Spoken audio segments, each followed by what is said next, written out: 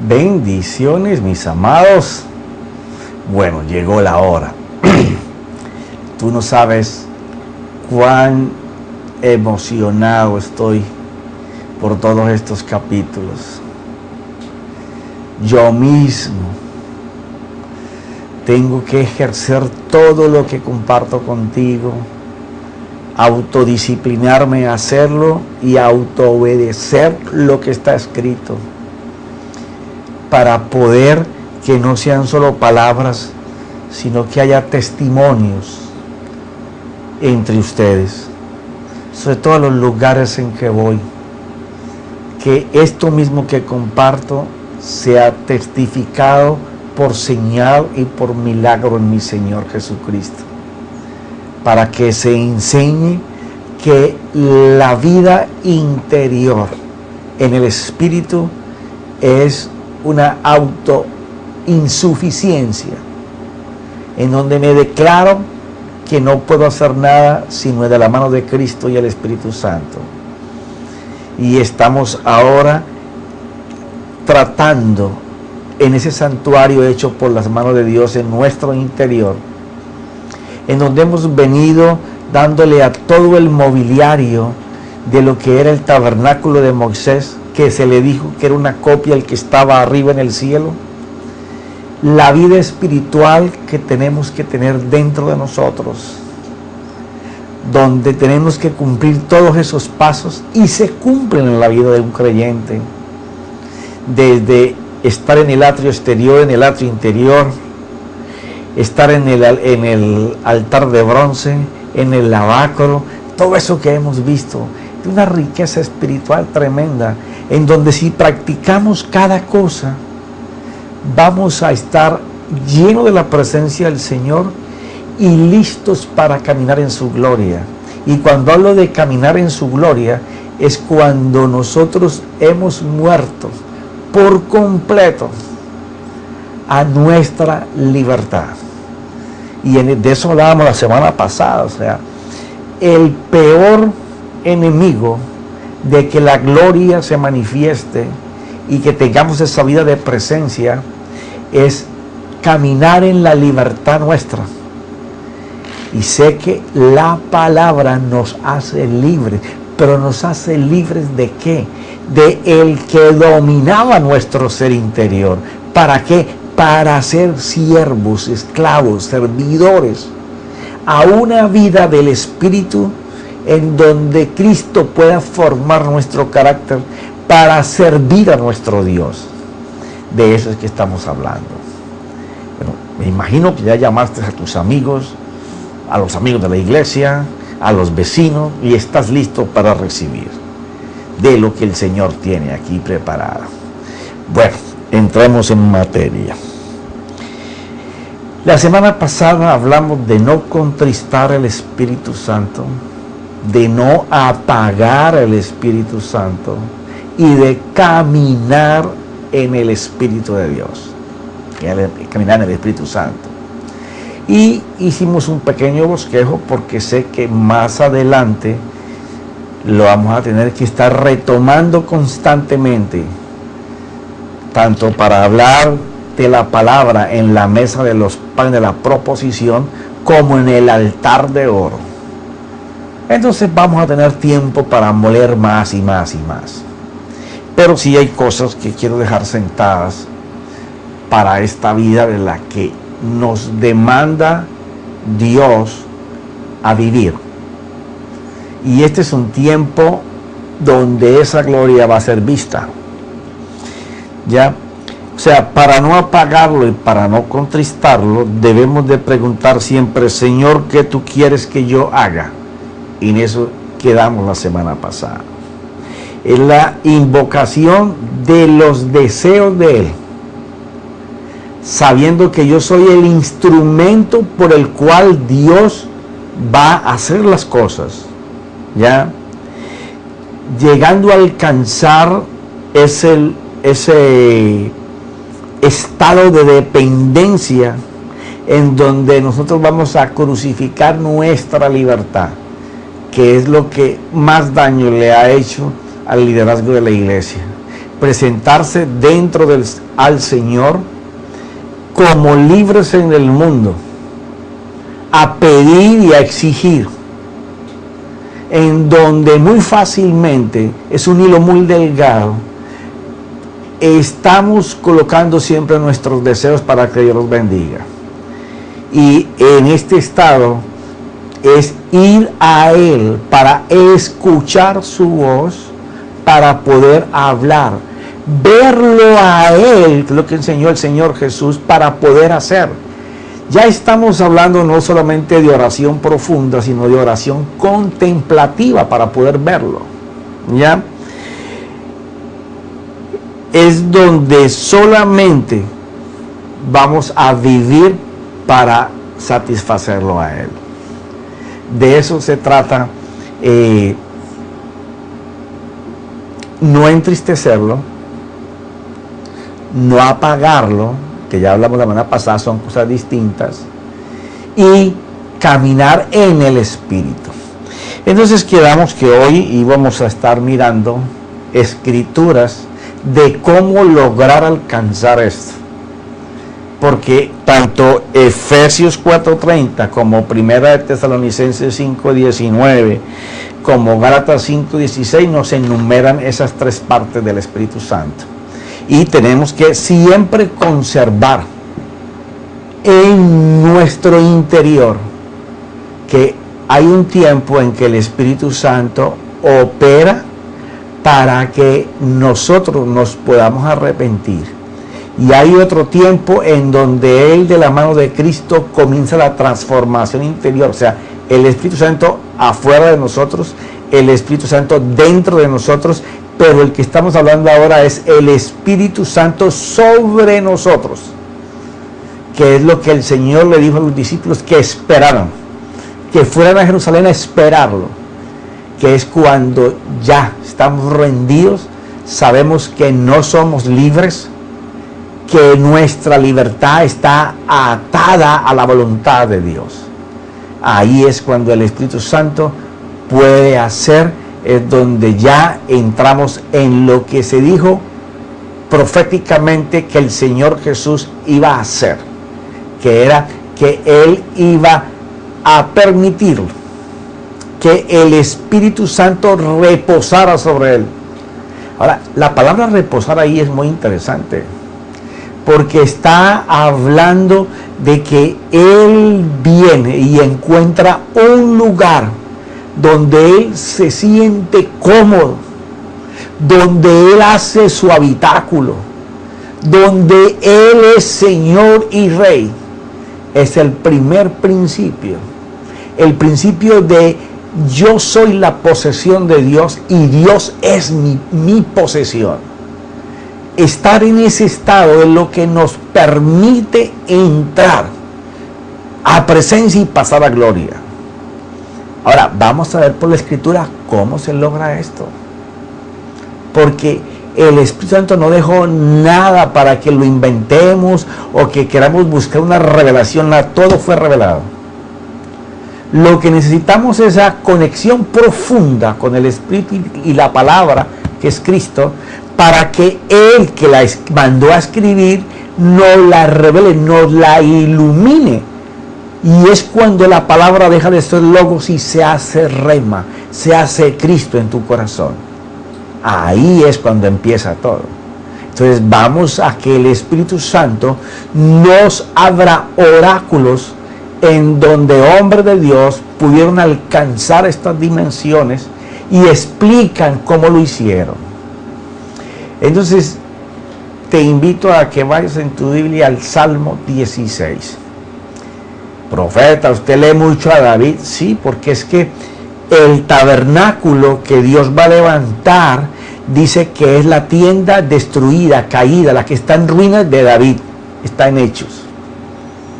Entonces me tengo que afincar mucho en lo que David hacía, que el Señor desea hacer lo mismo hoy y en la vida de nuestro Señor Jesús.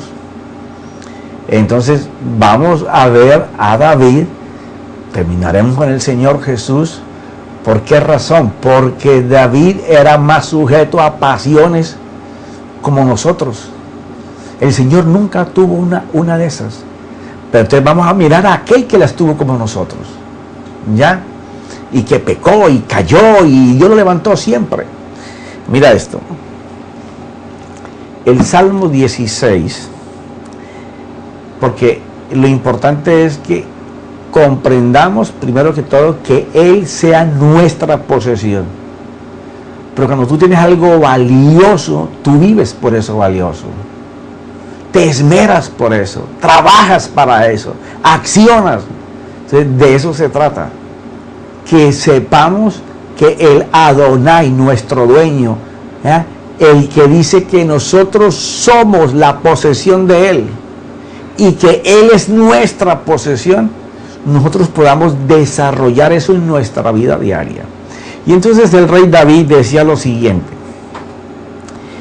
el Señor es vers 16:5, el Señor es la porción de mi herencia. Quiere decir que el rey David, siendo rey, teniendo muchos tesoros como los tuvo y como los ofreció para que su hijo construyera el templo, él evaluaba que la herencia de él no era nada de eso material, que la herencia de él era el Señor. Lo más valioso para el rey David era el Señor, por sobre todos los bienes materiales. ¿Por qué te hago hincapié en esto? Porque si eso sucede en nuestras vidas, no es que no vamos a dejar de trabajar, no es que no vamos a dejar de ir por las cosas que necesitamos, ni clamar por ellas, no, sino que por encima de todas estas cosas, lo más valioso debe de ser esa intimidad con nuestro Dios. Entonces David decía que la porción de mi herencia es el Señor. Y cuando él habla que la porción de su herencia es del Señor, está hablando el tesoro más grande que David tiene. Pero después dice, y de mi copa tú sustentas mi suerte. Y aquí tengo que hacerte un recuento de lo siguiente. Primero, para un rey como David, el copero, el que le servía el vino, era un hombre de tanta confianza porque en él podía estar la muerte del rey. ¿Por qué razón? Porque si él se confabulaba para matarlo, al darle el vino podía mezclar venenos mortíferos y matar al rey. Entonces él está comparando esa posición, pero con Dios, y dice lo siguiente: y de mi copa tú sustentas mi suerte. Pero ya no del copero, sino del Señor. Y cuando nosotros estamos viendo esto, estamos viendo que lo que colma las bendiciones de Él para su vida, pues lo está comparando con esa posición, es que todas las bendiciones y su destino están en la posesión de Dios. Cuando nosotros podemos entender lo que David está hablando aquí de la porción de mi herencia y de la copa, quiere decir que David está diciendo, mira, la suerte para mi vida, porque así lo dice la Biblia, ¿ya? O sea, mi carrera, mi propósito, el destino mío, las bendiciones que me esperan están en las manos de Dios. Yo no puedo buscar en otra parte sino en sus manos. Por eso es que Él es mi mayor tesoro. Ahora, cuando sigue el siguiente versículo, da algo contundente. Dice, las cuerdas cayeron para mí en lugares agradables. En verdad mi herencia es hermosa para mí. Cuando David está hablando de que las cuerdas cayeron para mí en lugares agradables, David sabe lo que es ir prisionero. David sabe lo que es caminar atado. David sabe lo que es estar sujeto, porque te llevan en contra de tu voluntad. Pero ahora él está hablando de que esas ataduras son agradables para él. Que esas ataduras le han caído para atarlo a lugares en donde su vida es agradable. Lo que quiere decir que él se ha anudado para bien con Dios. El tenerlo como su mayor tesoro y como si fuera la copa, el que le sirve la copa, le ha dado a David la más grande bendición. Lo que quiere decir que David no se ató al sistema operacional del mundo en que él vivió, porque todos hemos y tenemos que vivir en este mundo, y a cada cual le va a tocar según el sistema, la cultura, la sociedad, la familia en que viva, estar moviéndose en un sistema que a lo mejor no es el de Dios. Pero él dice que estando con el Señor hacía que aún todos esos lugares fueran agradables para Dios, por ser Dios el tesoro más grande para él. Lo que quiere decir que David había sufrido una transformación de su mente por encima de lo que los demás vivían y pensaban. Porque recuerdan lo que te vengo diciendo hace días. De acuerdo a lo que tú crees en tu imaginación, vas a formar tus pensamientos, tus ideas, tus conceptos. Y de acuerdo a ellos, tú vas a decretar. Y lo que tú hables es lo que te vas a terminar haciendo o te va a terminar sucediendo. Por eso es tan importante en este tiempo que estamos acercándonos a la segunda venida del Señor. Eso es indudable. ¿Cuándo? No lo sé. Me tocará verlo, tampoco lo sé.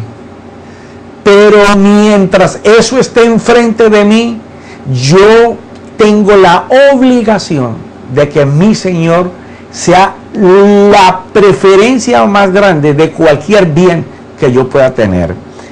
Dice, bendeciré al Señor que me aconseja.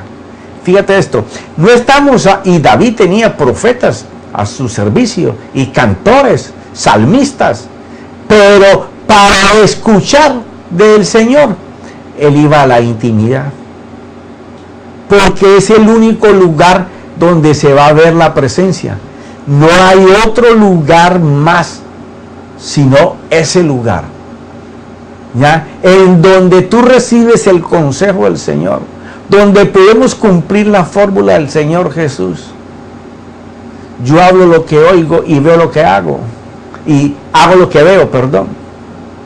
De eso es que está hablando David en este salmo, ¿ya? Y dice, en verdad en las noches mi conciencia me instruye. ¿Qué quiere decir? Que David vivía una comunión de intimidad. Es que cuando hablamos de intimidad es algo mucho más profundo. Es algo muy personal. Es algo en donde tú vas a la persona en solitario, ¿ya? A abrir tu corazón, y que a esa persona te abre el corazón a ti. Entonces, después del consejo que Dios le daba, David habla que en las noches su conciencia era instruida. Quiere decir que él después se quedaba meditando lo que Dios le hacía, y es donde vienen los cambios. Es donde vienen los cambios. Al Señor he puesto continuamente delante de mí, porque está a mi diestra la mano del poder. Permaneceré firme. Esto es algo que nos falta. Si tú vas a buscar del Señor, tienes que estar firme. ¿Por qué razón? Porque no hemos sido instruidos y no tenemos una cultura de orar por presencia y en presencia, y para salir de la presencia con algo que hablar y que hacer. Porque, mire, yo le contaba la semana pasada algo, que es que la mayoría de los pastores y la gente que predica o enseña no oran para ellos oran, pero oran para pedir por sus peticiones. Quiero hacer en eso un hincapié, o sea, pero no se ora por la voluntad de Dios, por el mensaje del Señor, por ver el por qué, el para qué y el cómo. ¿Qué es lo que Dios quiere hacer con eso? Contemplar el fruto de lo que Dios va a hacer y verlo hacer. ¿Ya? Porque si el Señor Jesús hablaba de que Él hablaba lo que oía y hacía lo que veía hacer, quiere decir que en esa oración contemplativa de Él, persona a persona con Dios, yo le enseñaba el plan de Dios y se veía el fruto. A eso es que voy. Esa oración va a demandar mucho tiempo, sobre todo si no tenemos disciplina, si nos enseñamos a ser operacionales. Yo siempre hablo de esto, ya dentro de nosotros está el predicador autosuficiente, que es el que cree que sabe tanto y por las experiencias de su vida, que él ya puede hacer cosas porque en otro tiempo le dieron resultados. Entonces, en la medida que él trabaja para sus cosas, se aleja de la oración de presencia. Porque esa es de la oración que estoy hablando que no hacemos, ¿ya? Y la otra es la oración, la oración carnal, vamos a decirle, porque esa es la palabra que manejamos en nuestro lenguaje, ¿ya? En donde la oración está atada a los deseos del predicador, pero deseos del sistema, de las cosas que quiere alcanzar, de las cosas que quiere poseer. Pero aquí David está hablando de otra cosa distinta. Lo que el Señor Jesús enseñó en la oración fue otra cosa distinta. Entonces nosotros tenemos que hacer una cultura de oración profunda. Dejar de llevar los planes que tenemos para que Dios los bendiga y cambiarlos por los que Dios tiene. Tú puedes persistir en una cosa y te estás haciendo una oración autosuficiente o una oración carnal. Es muriendo a mi libertad y a mis deseos por servirlo a Él para que Él me dé sus tareas. Profeta, ¿y cómo se sabe eso? Eso es fácil, duro de reconocer, sí. Porque es mirar si lo que estás haciendo te da el fruto que Dios dice que te va a dar.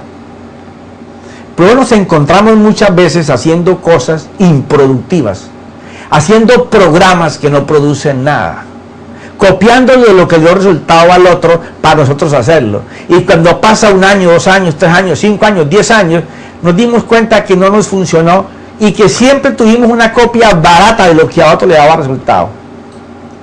Igual con los mensajes. Tú tienes que gastarte para tu Dios, para que tu Dios en público te pueda manifestar. Pero si queremos copiar y arreglar cosas de otro, no vas a alcanzar jamás la oración de presencia, de contemplación de nuestro Dios. Cristo no se te va a hacer carne. ¿Conoceremos mucho de Biblia? Sí.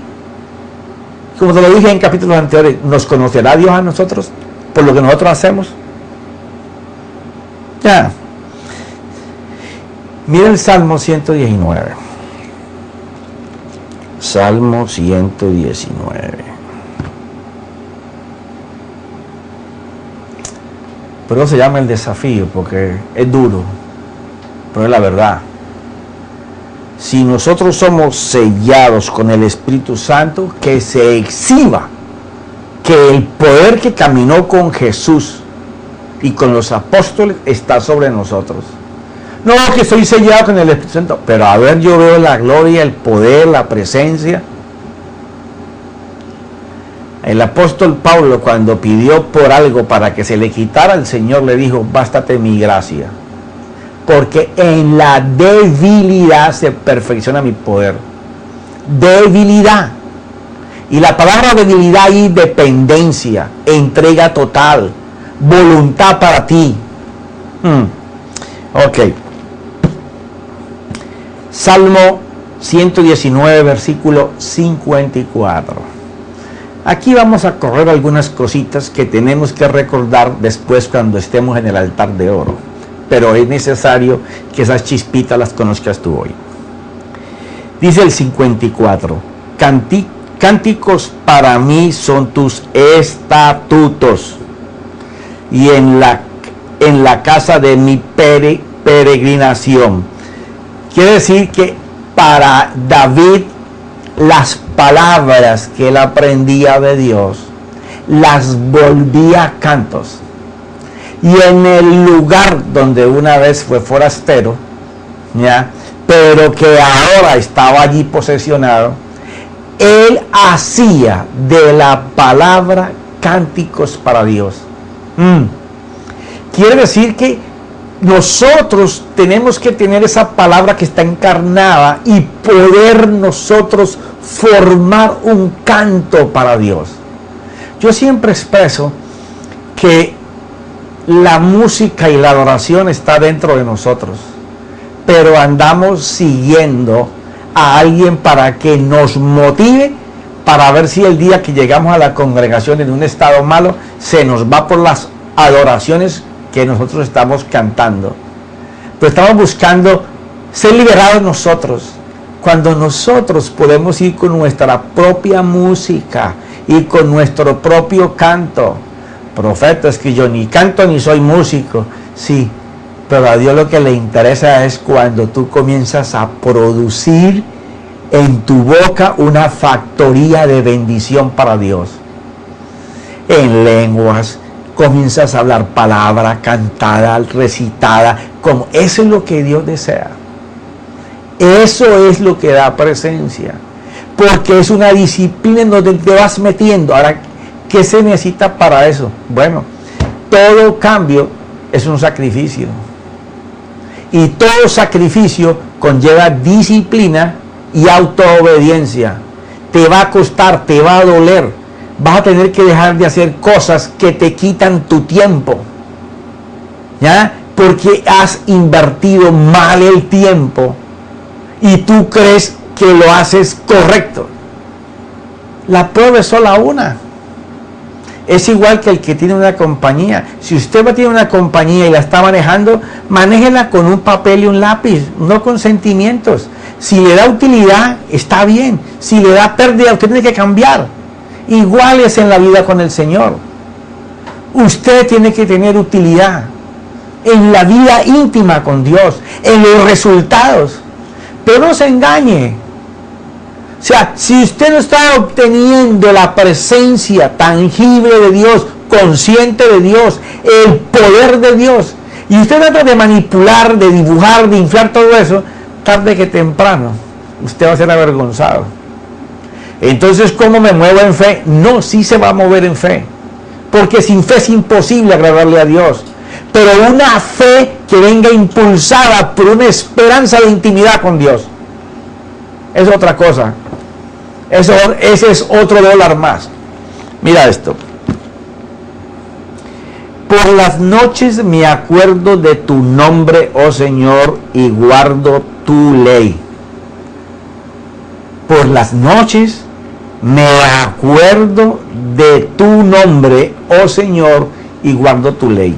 Y aquí te quiero dar un chispito de lo que va a ser el altar de oro. Mira esto. Él está hablando de una intimidad con Dios y de que en la noche se acuerda de su nombre. Ahora, él está hablando de los nombres, que es el nombre del Señor que conocía para cada situación en que él vivía. Porque la cultura hebrea sabe cada uno de los nombres, sabe su interpretación, sabe cómo usarlo en sus oraciones. Por eso es que no podemos mirar la escritura totalmente con mente occidental. Hay que mirarla con la mente de un judío, porque nuestro Dios fue judío. Usted tiene que saber que es así. Si no, usted va a estar agudizando palabras que tienen otro sentido. Mire esto. Mire cómo se va a transformar esta palabra que estamos leyendo aquí. En el Salmo 119, versículo 55. Vaya conmigo a cuando el Señor estaba orando. Mateo 6. Mire, le cuento. Imagínese usted cómo sería la manera de orar del Señor Jesús. Primero, una dependencia completa, total, siempre buscando lugares altos, siempre buscando lugares en solitario. Aunque iba con un grupo, él se apartaba para esa intimidad. A veces oraba toda la noche, porciones, o en el día amanecía, decía, y Jesús estaba orando. Quiere decir que el Señor Jesús, nuestro Dios, cuando vino en la posición de hombre para enseñarnos las cosas del Señor, no escatimó de que era Dios, sino que se portó como hombre, como tú y yo, delante del Padre. Y una de las cosas que para nuestro Señor Jesús era supremamente valioso, era la oración de intimidad con el Señor. Y era a tal punto, y tú puedes ir por toda la Escritura, hay cantidad de versículos en los 4 evangelios donde el Señor se aparta a orar, solo, o en donde se va a la distancia del tiro de una piedra, o se aparta de ellos un poco. Para el Señor era muy importante la oración de intimidad con Dios y a solas. Entonces, en el capítulo 6 comienza a dar una explicación sobre la oración y a decir que no sean como aquellos religiosos que se paraban en las esquinas a orar para que los vieran. Y entonces da la primera llave. Y en la primera llave que el Señor da, ya te digo que vamos a estar hablando de esto mucho más adelante. Dice en el 6:6, pero tú cuando ores, y no es que cuando pidamos no oramos, Él va a hablar de una oración específica. Porque la gente no ora sino para pedir, y Dios quiere que le oremos al Padre. Es esa demostración de honra, de amor, de estar entregado a Él. Esa es la oración. De esa es que va a hablar el Señor. Ponle cuidado. Pero tú cuando ores, entra en tu aposento, y cuando hayas cerrado la puerta, o sea, solo, ora a tu Padre que está en secreto. Santo cielo. ¿Alguna vez te has puesto a pensar que nuestro Padre está en secreto? Secreto me suena como escondido, como oculto, como que es un lugar que no todo el mundo conoce. Es un lugar como muy íntimo. Es un lugar que en el momento en que estamos hoy viviendo, y en el del Señor también, era un lugar de intimidad que los apóstoles no conocían, y al verlo orar y mirar cómo el Señor, aunque estaba a pasos de ellos, ellos podían mirar cómo el Señor Jesús oraba a alguien, como si hablara con alguien, como si que le contestaran, preguntara, hablara. Era algo muy tangible para la vida del Señor Jesús. Pero no lo veía sino Él, porque los demás no vieron nunca nada. O sea, algo muy íntimo, muy profundo, algo muy en el espíritu, algo que parte de las muy adentro del hombre. O sea, Dios está en un secreto en donde hay que ir. No es que está oculto, que está escondido. No, Él está en un lugar secreto para aquellos que no pueden intimar ir a presencia con Él. Y entonces el Señor, cuando enseña que eso es un lugar específico, en donde Él está como oculto, como tapado, como escondido, pero que en ese lugar se le va y se le encuentra, en lo secreto, ¿ya? Y dice lo siguiente: ora a tu Padre que está en secreto, y tu Padre que ve en lo secreto. Esta sí que me gustó. Mira esto. Él está en un lugar secreto. Y resulta que dice que tu Padre que ve, mira esto, es Dios, y tu Padre que ve en lo secreto, ¡ay! Te recompensará en público. Mira esto, Dios te lo ve, dice que sus ojos están sobre nosotros, pero cuando se trata de la oración en lo secreto, tu Padre que ve en lo secreto,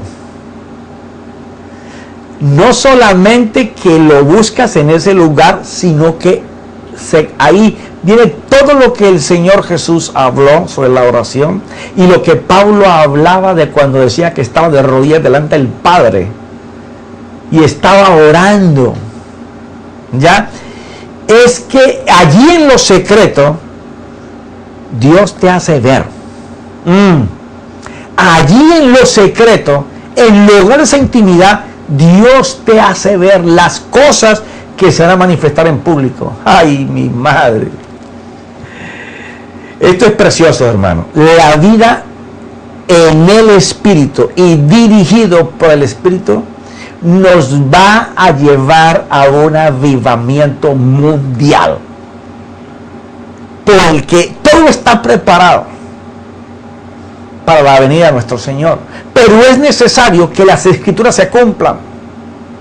El mundo está ansioso, deseando ver la manifestación de los hijos de luz, de los hijos de gloria. Todas las Escrituras se tienen que cumplir, y esa manifestación de la gloria postrera la vamos a ver. Yo estoy seguro que yo no partiré con mi Señor y la empezaré a ver. ¿Por qué razón? Porque se trata de que ya no vamos por la bendición que tiene la mano de Dios, sino que vamos por el Dios de la mano y por ese Dios. Vamos a ir con todo, por Él, con Él y para Él. Y ahí vamos a entrar. Eso seguro. Las Escrituras ninguna ha fallado. Tampoco va a fallar esa. Porque la presencia de Él viene en los tiempos de refrigerio que el mundo desea. Mira esto. Y al orar no uses repeticiones sin sentido. Está hablando de orar al Padre. Ojo, no es de orar cuando ores al Padre, no ores oraciones que son palabras y palabras sin sentidos. Y recuerda que David está hablando de que la palabra se volvía canto en él, y que de noche meditaba y reflexionaba en guardar esos estatutos. Porque no se trata de no usar palabras para hablar con Dios de su vocabulario. Se trata de que tú las creas cuando hables. Porque dice sin sentido. O sea, que dentro de ti no tienen cabida. Mira esto. Y además no uses repeticiones sin sentido como los gentiles, porque ellos se imaginan que serán oídos por su palabrerío. Más claro no lo puede colocar el Señor y el Espíritu. Se trata de palabra rema encarnada en nosotros, palabra que es espíritu para cantarle, para hablarle en su lenguaje, más las palabras que salen de nuestro corazón. Mira esto. Por tanto, no os hagáis semejantes a ellos, porque vuestro Padre sabe lo que necesitáis antes que vosotros le pidáis. O sea, antes de que tú pidas, ya Él sabe. pero lo que él está reclamando y lo que el Señor está hablando es de esa oración profunda por la intimidad del Señor. Entonces, en base a que los apóstoles veían al Señor en esas oraciones, que ellos lo contemplaban, viendo cómo Él vivía esa oración, 2 veces le dijeron que les enseñara a orar y les leyó el Padre Nuestro. Pero el Padre Nuestro no es la fórmula que Jesús usaba, es un camino que se debe de hacer, en donde se contempla la oración que él hacía. Ahora fíjate, yo sé que ya mi esposa me levantó la mano y tengo que parar, pero te voy a dar algunos chispitos. Mira esto. Vosotros pues, orad de esta manera: Padre nuestro que estás en los cielos. O sea, ya aquí está hablando de honra y de respeto. O sea, nuestro Dios no está aquí en la tierra, está en el cielo, es nuestro Padre. Él es Dios, el creador de todas las cosas existentes, el que todavía crea lo que tú estás viendo todos los días. Ese es el Dios todopoderoso. ¿Ya? Entonces, lo primero es saber la posición mía delante de Dios. Porque como te dije en capítulos anteriores, a veces tratamos a Dios como si fuera una persona cualquiera. No. Aunque sea nuestro amigo y sea nuestro Padre, Él es Dios. Tenemos que tener ese trato con Él de Dios. Creación, Dios. Hijo, Padre. Mira esto. Voy a ir un poquito para dejar algo tendido para el próximo lunes. Padre nuestro que estás en los cielos, santificado sea tu nombre. Mira esto.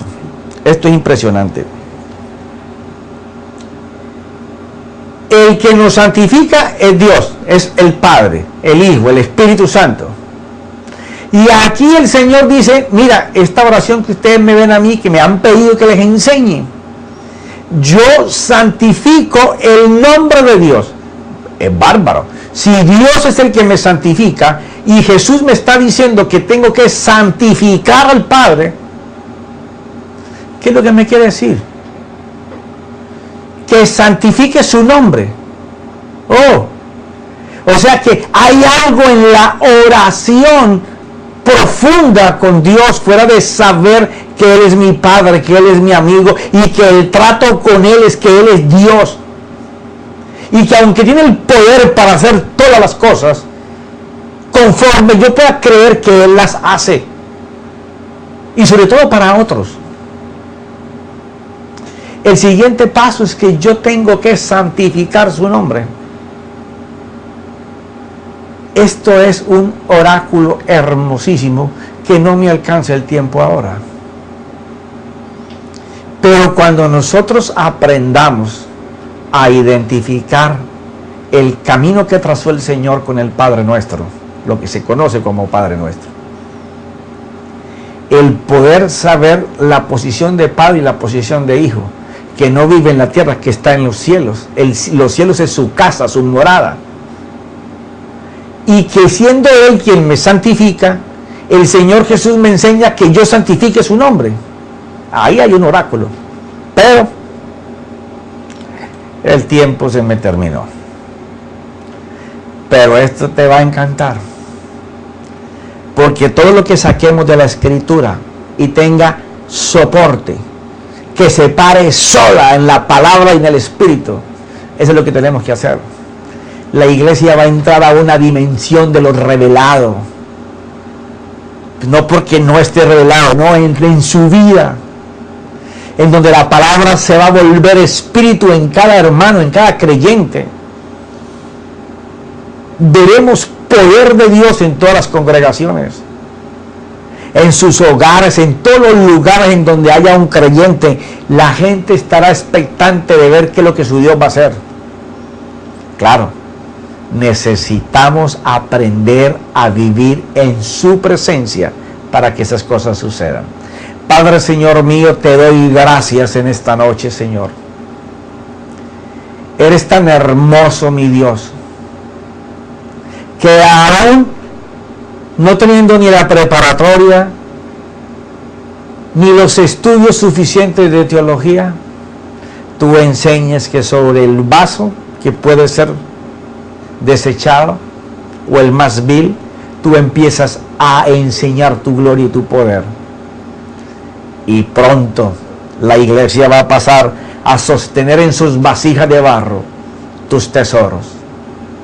Sé que dependo solo de ti, Señor, de la iluminación que tú traigas a mi corazón, o porque lo escuche de alguien, porque lo lea de alguien, o porque me lo enseñes en la palabra. Pero de cualquier forma, que tenga soporte de que es Cristo y el Espíritu Santo. Te doy gracias, Señor, en el nombre de Jesús, en el nombre de Jesús, porque sin esa cruz no habría gloria. Amén y amén.